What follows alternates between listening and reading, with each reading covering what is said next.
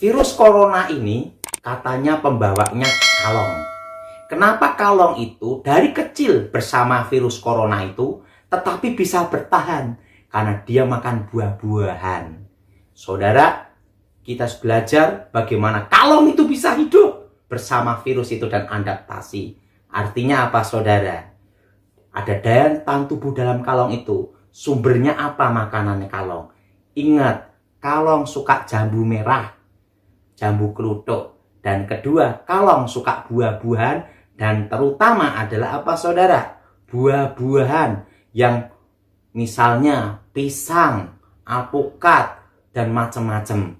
Dan kalau kita perhatikan, kalong jarang mau makan durian, saudara. Shalom, saudara. Saya ada di Solo dan saya ada di rumah. Tapi saya tetap menyampaikan pesan Tuhan, firman Tuhan untuk saudara. Dan saya berdoa untuk saudara semua. Hari ini kita, sebelum saya menyampaikan pesan Tuhan, firman Tuhan, kita harus berdoa dulu untuk Indonesia. Kita mendoakan Indonesia terbebas dari corona, rasa takut dan kebimbangan dan khawatir. Nah, Shalom Patrice. Shalom Papi. Kita akan berdoa untuk Indonesia supaya Indonesia diberkati Tuhan, supaya Indonesia dilawat Tuhan. Di mana lawatan Tuhan terjadi, di situ akan terbebas dari rasa takut, rasa khawatir, rasa bimbang. Dan saya percaya Tuhan menyertai saudara semua. Mari kita berdoa, Patrice, kita berdoa bersama. Bapa di surga, kami percaya curahkan hujan keselamatan untuk Indonesia, berkati firman-Mu, berkati kami semua, supaya pesan Tuhan ini ada untuk umat Tuhan, memberi kekuatan, memberi iman, dan nama Tuhan dimuliakan, dan lawatan Tuhan terjadi, dan nama Yesus ditinggikan. Haleluya, amin. Dan saya percaya pesan Tuhan ini memberi kekuatan dan iman bagi saudara. Saya ada di Solo, menyampaikan firman Tuhan untuk saudara yang ada di rumah-rumah dan ada saat ini berdiam diri dan saya mendengar suara Tuhan. Haleluya, amin. Ya, sana dekat. Saudara yang kasih dalam Tuhan, hari ini kita mendengarkan pesan Tuhan, firman Tuhan untuk saudara, memberi kekuatan, memberi iman pada saudara. Kita buka dalam kitab Yesaya pasal 41 ayat yang ke-10. Firman Tuhan berkata, "Janganlah takut, sebab aku menyertai engkau. Janganlah bimbang, sebab aku ini Allahmu. Aku akan meneguhkan, bahkan akan menolong engkau. Aku akan memegang engkau dengan tangan kananku yang membawa kemenangan." Alkitab firman Tuhan berkata, jangan takut dan jangan bimbang, karena Dia adalah Allah kita. Saudara kasih dalam Tuhan, musuh paling besar dalam hidup kita adalah pikiran kita, yaitu rasa takut, rasa bimbang, rasa khawatir. Memang saat ini banyak sekali kekhawatiran, ketakutan ada di mana-mana. Saudara boleh waspada, tetapi jangan sampai ketakutan itu menguasai hidup saudara. Jangan sampai ketakutan itu, kekhawatiran itu berlebihan, membuat engkau sendiri hilang semangat, patah harapan.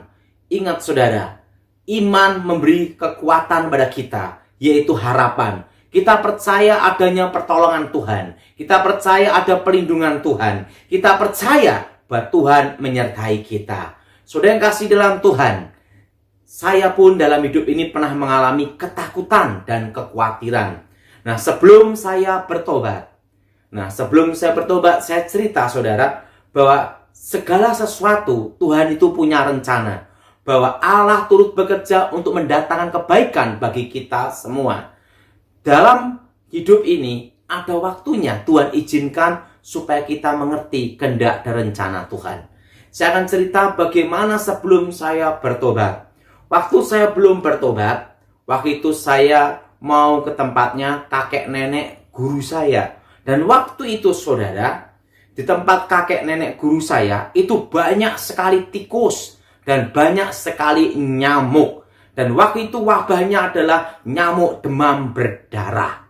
Dan nyamuk demam berdarah dan pes, yaitu penyakit dari tikus, itu zaman itu wabah dan susah untuk disembuhkan. Banyak orang takut dan khawatir. Nah, saudara, pada waktu itu orang tua saya mau mengantar saya ke rumah kakek nenek guru saya karena untuk saya belajar di sana. Tetapi di rumahnya banyak tikus, dan banyak sekali nyamuk. Nah, sebagai orang tua khawatir, apalagi saya. Karena apa? Berpisah dengan keluarga ke tempat kakek nenek guru saya bertapa, dan di situ tempatnya kumuh. Tempatnya kumuhnya gimana, saudara? Lantainya dari tanah dan bukan tembok, tapi dari bambu-bambu. Ininya rumahnya. Yaitu apa? Nyamuk bersarang di situ, tikus juga bersarang di situ. Dan apa yang terjadi? Sebelum saya ada di sana, untuk diantar orang tua saya, 1 minggu sebelumnya, kakek nenek saya mengajar kepada saya, kepada orang tua saya, untuk mempersiapkan makanan yang harus dimakan sebelum pindah tempat. Dan saya percaya bahwa makanan ini akan membuat imun saudara, daya tahan tubuh itu kuat. Perlu saudara tahu bahwa virus susah untuk dibunuh. Yang bisa mengalahkan virus adalah daya tahan tubuh manusia. Nah, waktu itu kakek nenek saya berpesan supaya saya makan buah-buahan, dan buah-buahan inilah yang membuat imun daya tahan tubuh. Di situ saya diajar makan pertama adalah jambu merah, jambu kluthuk, jambu biji. Dan yang kedua adalah pisang. Yang ketiga adalah alpukat, saudara. Nah, 3 buah ini dikatakan harus dimakan. Dan yang keempat yaitu namanya pepaya. Tetapi yang jambu merah dan pisang dan alpukat itu pokoknya harus, katanya. Dan apa yang terjadi? Pepaya itu selingannya. Nah, setelah itu kakek saya juga pesan dan bawa. Sebelum masuk ke rumahnya, dia beritahu saya harus namanya apa? Minum air putih. Nah, setelah minum air putih dan makan 4 ini, dan diajar juga harus makan telur. Telur pun harus telur ayam kampung, dan sehari 2 biji atau 3 biji, tidak boleh digoreng, tetapi direbus. Jadi sebelum saya masuk ke tempatnya kakek nenek saya makannya jambu merah, jambu kluthuk, pisang, dan ketiga adalah alpukat. Nah, ini makanan pokoknya 3 ini. Dan selingannya adalah yang keempat, pepaya. Dan setiap hari harus makan 2 atau 3 telur ayam kampung. Nah, kalau nenek kakek berkata kalau tidak ada telur ayam kampung, ya telur horen pokoknya. Pokoknya harus makan telur minimal sehari 2 sampai 3. Nah, setelah itu kakek nenek beritahu juga pokoknya sebelum masuk ke rumahnya harus makan itu. Nah, seminggu sebelum saya ke sana, saya makan jambu kluthuk. Setelah itu saya makan pisang, saya makan alpukat, setelah itu telur. Nah, telurnya itu 2 atau 3 biji direbus. Setelah itu pepaya. Nah, setelah itu saudara, sehari hanya seminggu saya datang ke sana. Apa yang terjadi? Saya ditunjukkan tempat tidur saya. Saya kaget sekali, saudara. Kenapa, saudara? Bayangkan di mana tempat tidur saya itu dari bambu, dan kira-kira jarak 1 meter ada tikus yang bersarang di situ dan punya anak di situ, saudara. Jadi tikus yang beranak itu tidur dekat saya. Dan apa yang terjadi? Nyamuknya banyak sekali, saudara. Apa yang terjadi? Di situ kakek nenek ketawa. Dia berkata, ingat, dalam hidup ini kamu harus bertahan. Dan ingat, untuk menghadapi wabah penyakit apapun, alam sudah menyediakan. Yang Maha Kuasa sudah menyediakan supaya manusia bertahan lewat alam.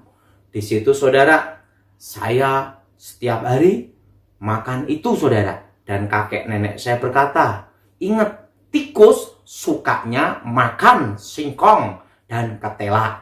Kamu kalau ingin bertahan daya tahan tubuh kamu harus belajar makan. Makan seperti apa, kakek? Ya, seperti tikus. Nah, kenapa dia bisa bertahan? Padahal dia yang membawa virus. Nah, apa yang terjadi, saudara?